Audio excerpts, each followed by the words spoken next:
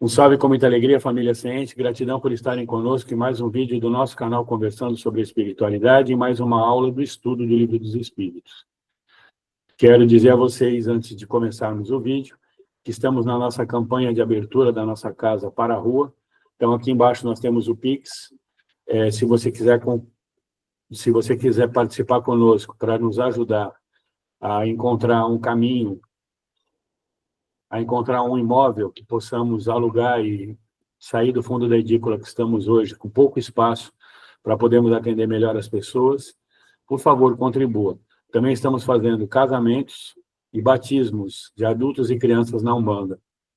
Então, se quiser participar conosco, é só entrar aqui embaixo, também tem o link da comunidade, encontrar o telefone da André e fazer o agendamento com ela.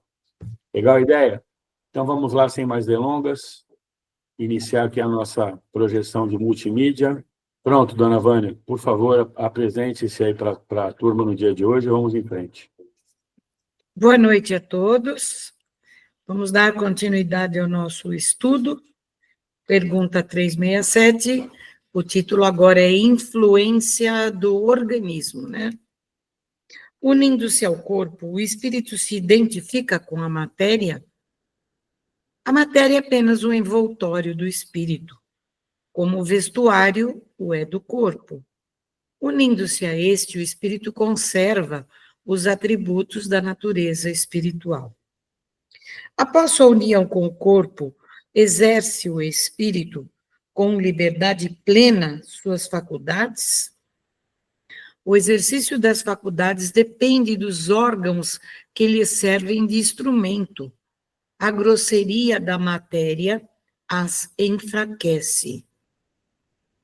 Isso seria em caso de espíritos que reencarnassem com alguma deficiência física, cerebral, porque ele está dizendo das faculdades plenas. Faculdades plenas do espírito não tem quando a gente está encarnado.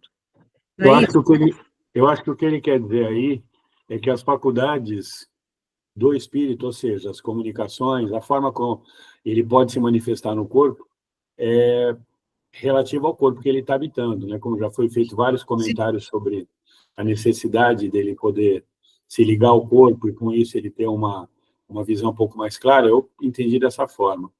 André, o que você achou? Essa grosseria da matéria as enfraquece. O que você acha, André?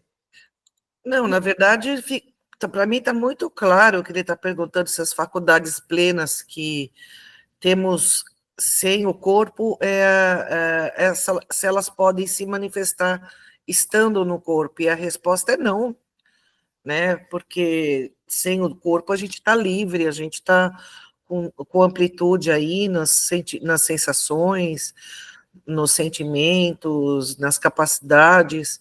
E quando a gente está encarnado, nós estamos bloqueados, né? Nós estamos bem limitados. Eu acho que aí é aquela grosseria da matéria, né? Claro, a Andréa foi perfeita na sua observação. Eu estava entendendo ao contrário, é exatamente isso. O espírito vai conseguir se manifestar tanto quanto o corpo lhe permita, porque a grosseria da matéria enfraquece essas faculdades. Tá? Agora ficou bem claro. Obrigado, viu, André? Né? Foi legal, você lembrou bem. Item A. Assim, o invólucro material é obstáculo à livre manifestação das faculdades do espírito, como um vidro opaco é a livre irradiação da luz? É como um vidro muito opaco. Pode-se comparar a ação que a matéria grossa exerce sobre o espírito à de um charco lodoso sobre um corpo nele mergulhado, ao qual tira a liberdade dos movimentos. Com certeza, né? Mas a gente não precisa nem ir tão longe, né? Todos nós aqui já entramos no mar ou numa piscina e vê como é mais difícil a gente se movimentar dentro de um local que é mais denso, né? Denso em termos de fluidez, né? Dos nossos movimentos. É bem por aí mesmo. A comparação é essa. O livre exercício das faculdades da alma está subordinada ao desenvolvimento dos órgãos. Os órgãos são os instrumentos da manifestação das faculdades da alma, manifestação que se acha subordinada ao desenvolvimento e ao grau de perfeição dos órgãos, como a excelência de um trabalho ou está a da ferramenta própria à sua execução. Eu achei tão confusa essa resposta. Os órgãos são os instrumentos da manifestação das faculdades da alma. Manifestação que se acha subordinada ao desenvolvimento e ao grau de perfeição dos órgãos. Fala, Sim. André. Não, quer dizer que quando você tem algum órgão danificado, por exemplo, a parte cerebral, É o que eu tinha falado. você tem menos possibilidade de se manifestar. E aí, por isso que ele está dizendo que é desenvolvimento e o grau de perfeição dos órgãos. Entretanto, eu acho que é importante a gente mencionar, seguindo André Luiz, inclusive, existe um vídeo bem interessante chamado A Morte de Dimas, que tem aí no YouTube, vocês podem encontrar, onde conta um pedaço do... Foi feito um videozinho em cima do livro Obreiros da Luz, de André Luiz, onde ele menciona, né, o Obreiros desencarne de da uma vida pessoa. eterna. Obreiros da Vida Eterna, perdão. Obreiros da Vida Eterna. E fala sobre a morte de Dimas. E ele fala que uma vez que o perispírito está todo fora do corpo, quando a pessoa está desencarnando, todos os órgãos são nele formados. Então, quer dizer, nos órgãos, os órgãos do corpo, eles são refletidos dos órgãos do espírito também, entendeu? Com certeza. 370. Da influência dos órgãos se pode inferir a existência de uma relação entre o desenvolvimento do cérebro e o das faculdades morais e intelectuais? Não confundais o efeito com a causa. O espírito dispõe sempre das faculdades que lhe são próprias. Ora, não são os órgãos que, continua, não são os órgãos que dão faculdades, as faculdades, e sim estas que impulsionam o desenvolvimento dos órgãos. Dever-se-á deduzir daí que a diversidade das aptidões entre os homens deriva unicamente do estado do espírito. O termo unicamente não exprime com toda exatidão o que ocorre. O princípio dessa diversidade reside nas qualidades do espírito, que pode ser mais ou menos adiantado. Cumpre, porém, se leve em conta a influência da matéria, que mais ou menos lhe cerceia o exercício de suas faculdades. Olha, esse capítulo está complicado. Ou eu estou meio obturada hoje, ou ele está muito complicado. Vamos continuar. Vamos ver o que ele fala aqui tudo. Encarnando, traz o espírito certas predisposições.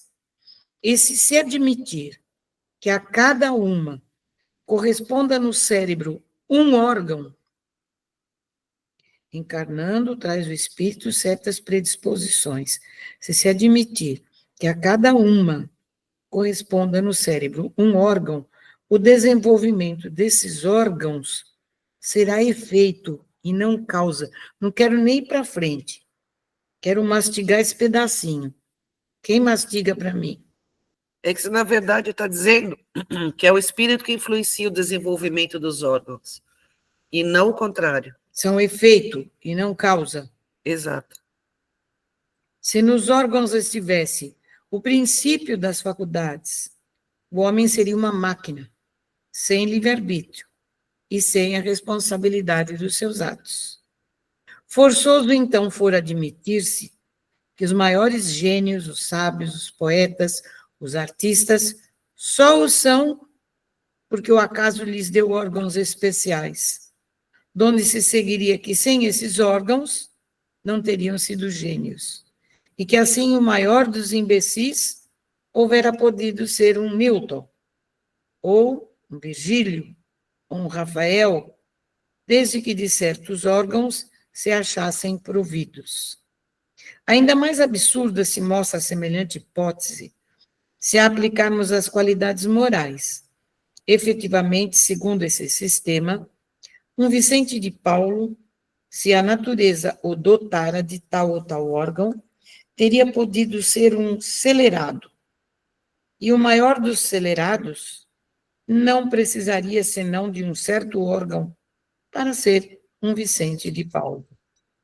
Admita-se, ao contrário, que os órgãos especiais, dado existam, são consequentes que se desenvolvem por efeito do exercício da faculdade, como os músculos, por efeito do movimento, e a nenhuma conclusão irracional se chegará. Sirvamo-nos de uma comparação trivial à força de ser verdadeira.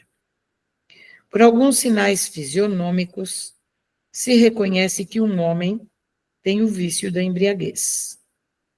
Serão esses sinais que fazem dele um ébrio, ou será a ebriedade que nele imprime aqueles sinais? Pode dizer-se que os órgãos recebem o cunho das faculdades. Aí está dizendo que é justamente o contrário do materialismo, né? O materialismo atribui ao corpo... Ao cérebro, principalmente. Ao cérebro, principalmente, mas ao corpo, enfim, de capacidades sensacionais. E aqui ele vem dizer que não, na verdade, essas capacidades sensacionais, elas são da alma, exatamente, mas está dizendo que também através do seu exercício de desenvolvimento, por exemplo, uma pessoa que nasce, estuda muito, se esforça muito, ou um fisiculturista que faz muito exercício, ele também pode modificar, através da sua vontade, as suas capacidades físicas, mas é sempre através da vontade do espírito. Com certeza. Em tudo, até se o cara, por exemplo, está falando ali sobre idiotismo. Se vem um idiota, mas ele é bem cuidado, ele é bem tratado, ele exercita todos os tipos de coisas que hoje em dia se tem para uma criança que tem problemas, eles acabam sendo uma pessoa quase que normal, por causa do estímulo, né, que é dado. Mas tudo vai depender também do esforço dele, né? Do seu espírito, não é isso, André? Sim, exatamente isso. Você tem a capacidade de modificar, por exemplo, as ligações de neurônios que nós temos, né? Eu não sei como é que se chama isso, William, quando tem uma ligação entre neurônio e outro, existe um... Peraí. Conexões. Não, sinapse.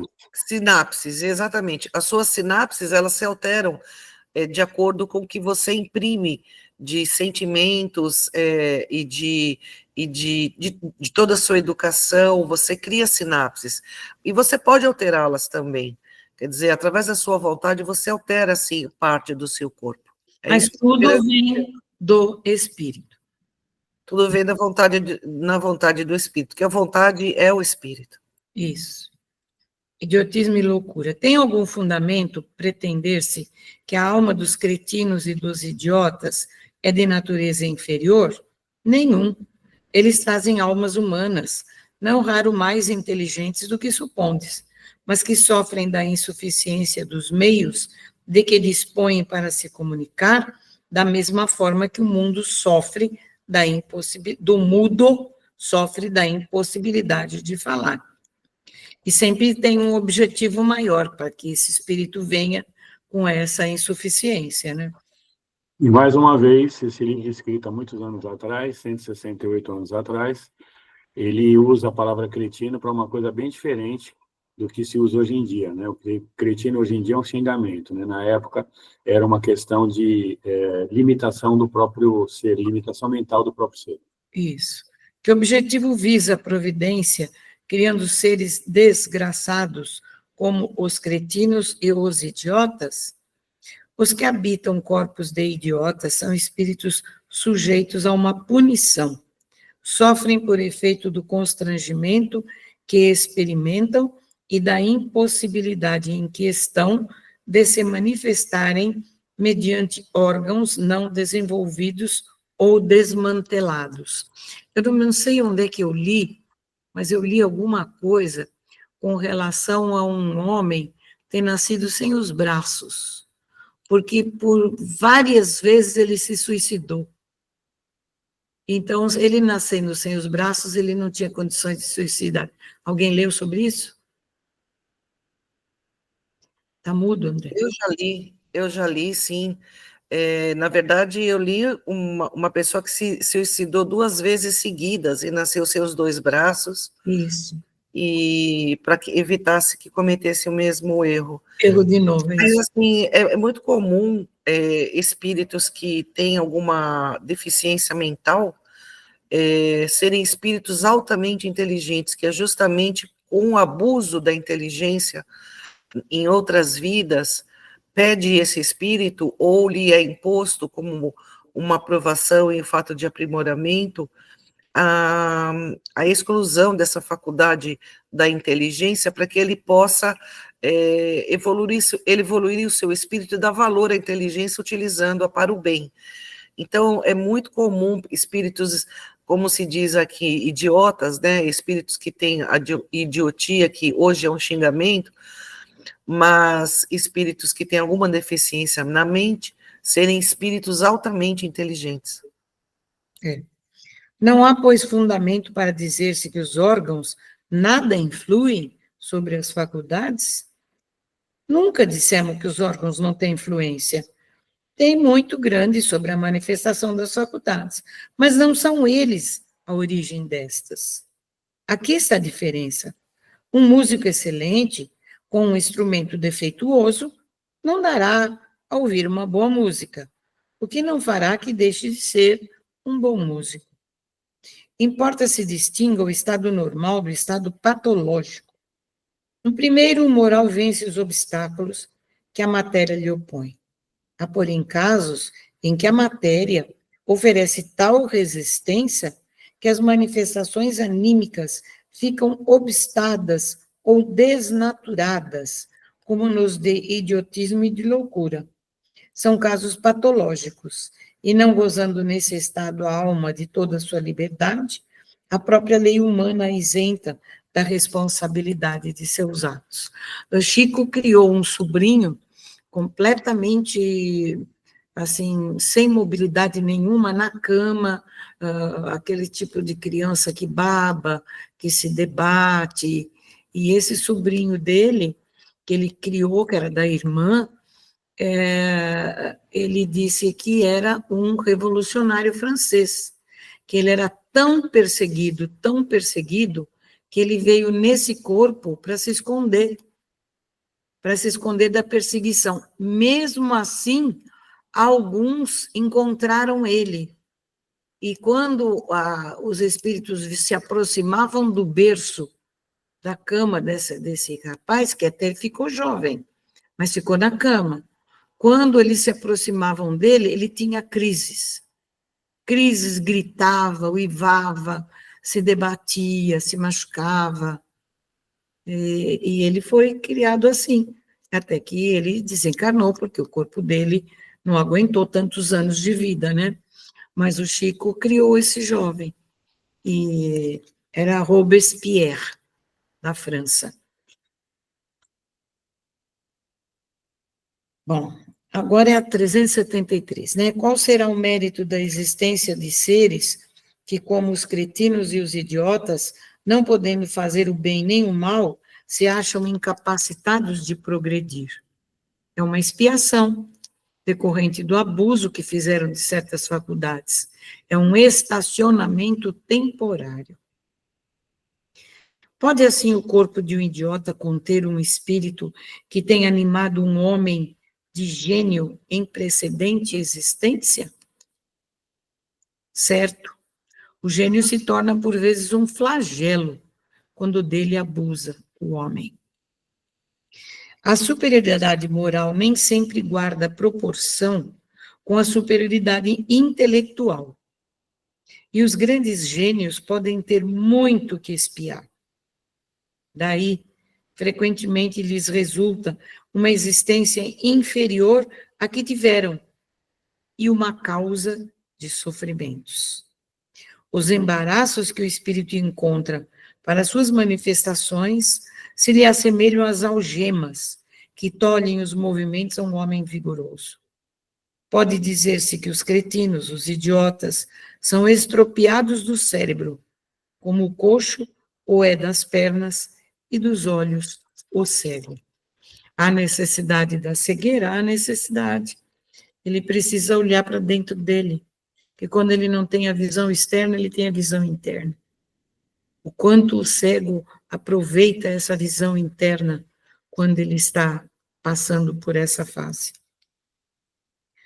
Na condição de espírito livre, tem o idiota consciência do seu estado mental? Frequentemente tem. Compreende que as cadeias que lhe obstam ao voo são prova e expiação. Qual na loucura a situação do espírito? O espírito, quando em liberdade, recebe diretamente suas impressões e diretamente exerce sua ação sobre a matéria. Encarnado, porém, ele se encontra em condições muito diversas e na contingência de só o fazer com o auxílio de órgãos especiais. Altere-se uma parte ou o conjunto de tais órgãos, e eis que se lhe interrompem no que destes dependam sua ação ou suas impressões. Se perde os olhos, fica cego. Se o ouvido, torna-se surdo, etc. Imagina agora que seja o órgão que preside as manifestações da inteligência o atacado ou modificado, parcial ou inteiramente, e fácil te será compreender que só tendo o espírito a seu serviço, órgãos incompletos ou alterados, uma perturbação resultará de que ele, por si mesmo e no seu foro íntimo, tem perfeita consciência, mas cujo curso não lhe está nas mãos de ter. É interessante isso, aí a gente se faz uma pergunta, será que um idiota, como ele diz aqui, um acelerado aí do cérebro, quando ele dorme, que o espírito dele tem liberdade fora do corpo, ele continua com essa idiotice? Ou será que ele tem consciência de que ele é um espírito que está reencarnado? É a mesma coisa você perguntar se quando nós estamos dormindo e o nosso espírito sai do corpo, se a gente pode voar. Sim, a maioria creio que sim. O cego não, ele continua cego quando dorme. Não necessariamente. É raro, Andréa, eu já fiz essa pergunta para N deles. E a maioria, todos são cegos. Não é verdade. Tanto é que o meu pai é cego e ele vê espíritos mesmo encarnado. Acontece que quando nós voltamos para o corpo, nós temos vários graus de sonhos, não é no mesmo grau. E quando nós voltamos para o corpo, a maioria das impressões que nós temos no plano espiritual, nós não absorvemos no nosso cérebro corporal. Por isso não há essa lembrança. As lembranças que eles têm sempre que eles são cegos. Sempre.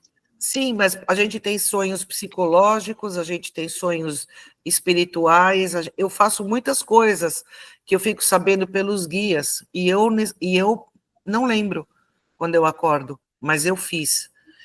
E então é a mesma coisa, as pessoas não têm essa lembrança, ou simplesmente são sonhos, descargas mentais. Geralmente os nossos as nossas saídas espirituais, os nossos encontros espirituais, não permanece, a grande maioria deles, quando voltamos para o corpo, quando acordamos. Então, o desorganizado é sempre o corpo, e não o espírito? Exatamente.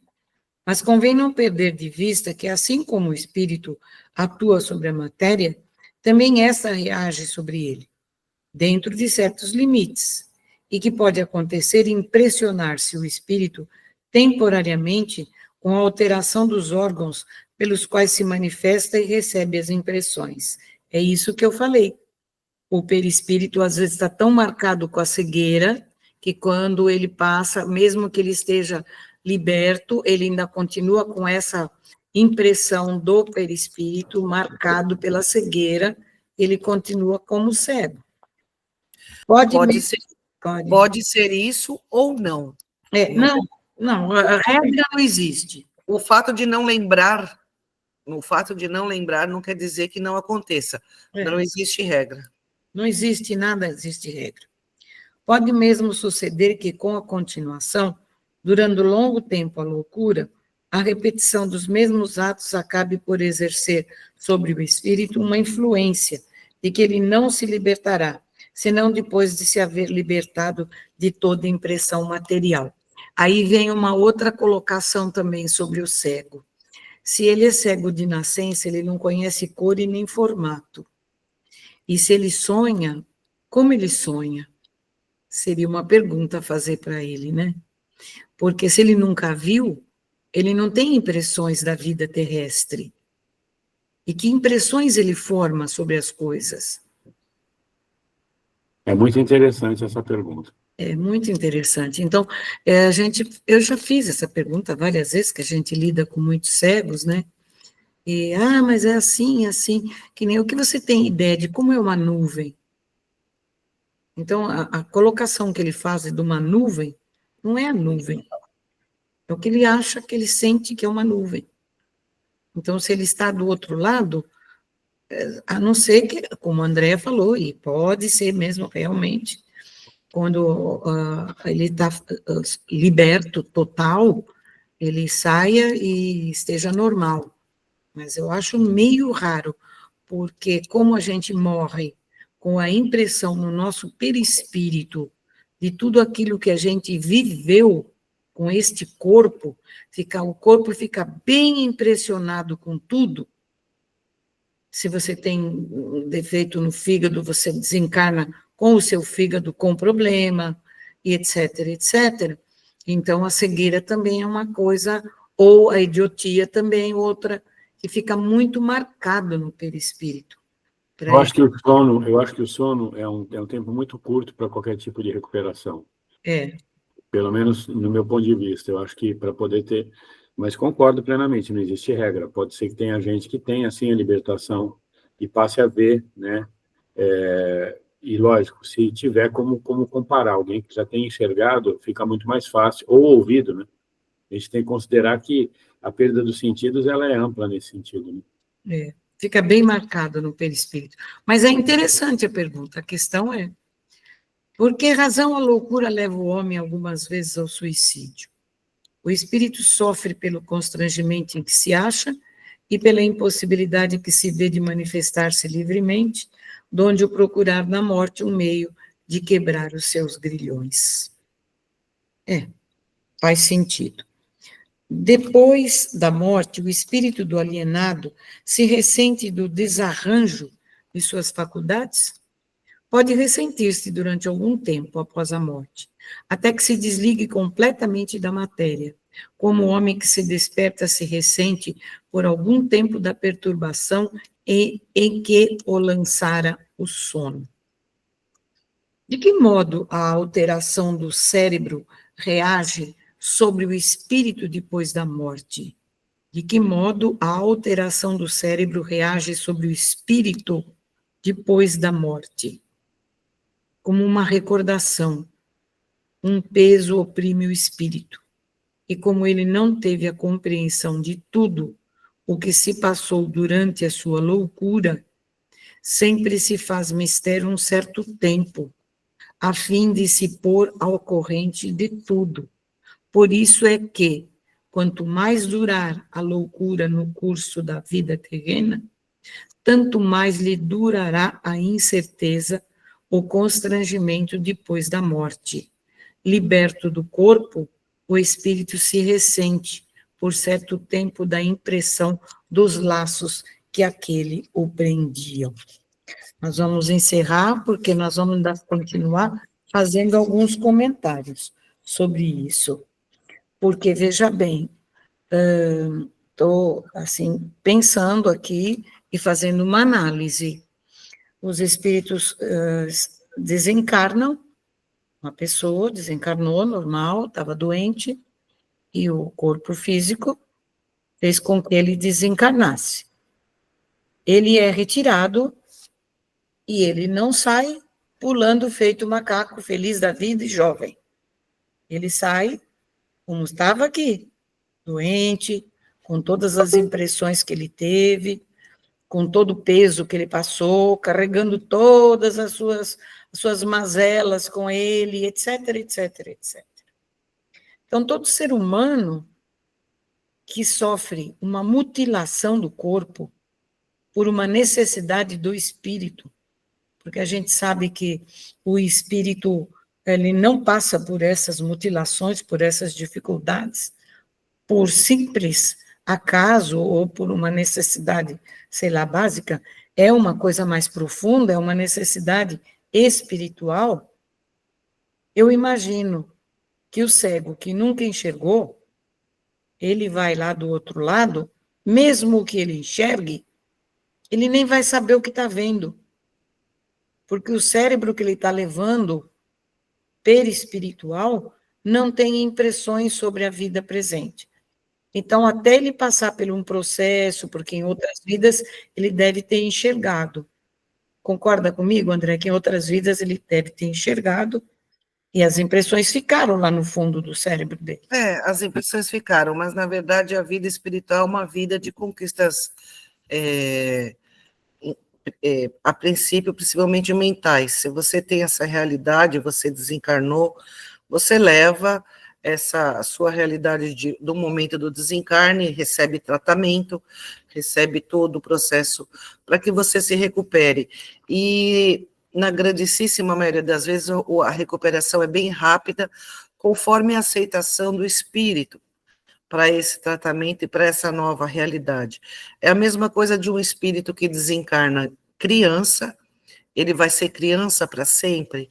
Não, o espírito que desencarnou criança já foi adulto em muitas vidas, é um espírito como outro qualquer, e com o passar do tempo ele passa a adotar um espírito de adulto, mas é um processo, é um tratamento que se recebe para que a pessoa possa adquirir as suas faculdades totais. Por isso que os cegos, quando me perguntam, e muitos deles já me perguntaram, quando eu morrer eu vou enxergar?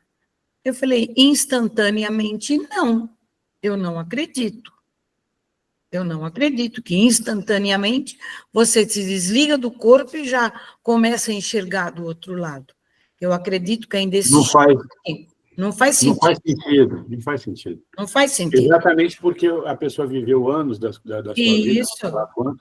Não faz sentido. Isso leva algum tempo, com certeza. Ele com certeza, com certeza ele vai ser recuperado em algum hospital, em alguma casa de recuperação. Aí vai clarear a mente dele tranquilamente e a visão vai vir relativa. Que nem eu estava falando, uma criança que nunca enxergou, em outras encarnações enxergou. Então, ela tem dentro do processo de vida dela interior a consciência do que é uma nuvem, do que são as pessoas, como é o formato de tudo. Mas naquele momento que ele desencarnou, ele vai passar por esse processo mesmo. Isso eu acho que é uma opinião lógica, não é? Então, eu acho que os espíritos falaram bem aí sobre a morte, sobre a impressão física e o que nós devemos estudar e pensar sobre isso, né?